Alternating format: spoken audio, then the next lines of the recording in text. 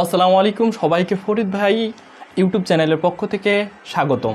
আজকে আমরা আলোচনা করব যে বিষয়টি নিয়ে সেই বিষয়টি হচ্ছে পলিটেকনিকে আমরা কেন পড়ব, পলিটেকনিকে পড়ার কারণ কি, পলিটেকনিক কেন ভালো জেনারেলের দিক থেকে। ঠিক আছে, জেনারেল এবং পলিটেকনিক থেকে আমরা দুইটা জিনিস বিশ্লেষণ করে দেখব যে আসলে জেনারেলে যাওয়া আমাদের দরকার নাকি কারিগরি বা পলিটেকনিকে আসা দরকার। ঠিক আছে, যারা সদ্য এসএসসি পাস করেছো তারা কারিগরি শাখায় যাবা নাকি জেনারেল শাখায় যাবা, এটা অনেকেই ভোগান্তি সৃষ্টি হয়। তো আজকে আমরা আলোচনা করব যে কারিগরি ভালো নাকি জেনারেল ভালো, কোনটা তোমার চয়েস। তো প্রথমেই আমরা যেটা দেখি যে এসএসসি পাস করার পরে দুইটা ভাগে বিভক্ত হয়, একটা জেনারেল শাখা ইন্টারমিডিয়েট আর একটা কারিগরি শাখা বা পলিটেকনিক। ঠিক আছে, তো পলিটেকনিকে যারা আসে তারা বিভিন্ন ধরনের ডিপার্টমেন্টে ভর্তি হয়, আর যারা জেনারেলে থাকে ইন্টারমিডিয়েটে ভর্তি হয় তারা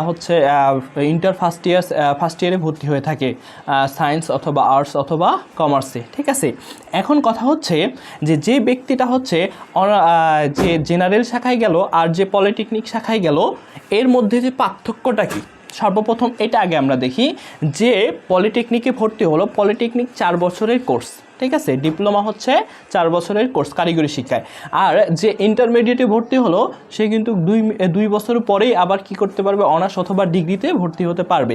এখন কথা যে 2 বছর পরে সে কী করলো, ইন্টার পাস করলো, আর এদিকে একজন ছেলে কী করলো অথবা একজন মেয়ে 4 বছর পরে ডিপ্লোমা শেষ করলো। এখন কথা কে বেশি দামি, কেউ অনার্স আবার 3 বছর। ঠিক আছে, এখন কথা যে একজন অনার্স পাস করা, ঠিক আছে, একজন অনার্স পাস করা ব্যক্তি সবসময় কোথায় চাকরি পায়, 12 গ্রেড 13 গ্রেড 14 গ্রেডে চাকরি পায়, কিন্তু একজন সদ্য ডিপ্লোমা পাস করা স্টুডেন্ট 10ম গ্রেডে চাকরি পায়। সদ্য ডিপ্লোমা পাস করা স্টুডেন্ট কিসে চাকরি পায়, 10ম গ্রেডে চাকরি পায়। আর নিজের কারিগরি দক্ষ হয়ে তো নিজে প্রতিষ্ঠান উদ্যোক্তা হওয়ার তো সুযোগ আছেই। ঠিক আছে, কেউ যদি কি হয় বিসিএস পাস করে, বিসিএস ক্যাডার হয়, তাহলে সে কোন গ্রেডে চাকরি পায়, 9ম গ্রেডে চাকরি পায়। আর যে ব্যক্তিটা কী করে সদ্য ডিপ্লোমা পাস করে বের হয় সে কিন্তু 10ম গ্রেডে চাকরি পায়। তাহলে এখান থেকে আমরা দেখতে পাচ্ছি যে তোমার জেনারেল শাখা থেকে অধিক পড়ালেখা না করে কারিগরি শিক্ষায় খুবই অল্প সময়ে আমরা খুব একটা ভালো চাকরি পেতে পারবো, এবং জেনারেল শাখায় যদি আমরা পড়ি তাহলে আমাদের তাত্ত্বিক বা প্র্যাকটিক্যাল জ্ঞান কিন্তু থাকবে না।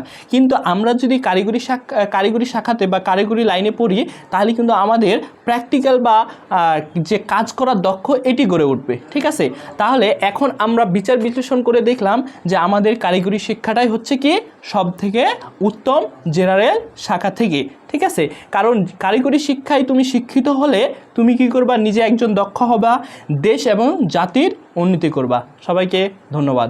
আসসালামু আলাইকুম।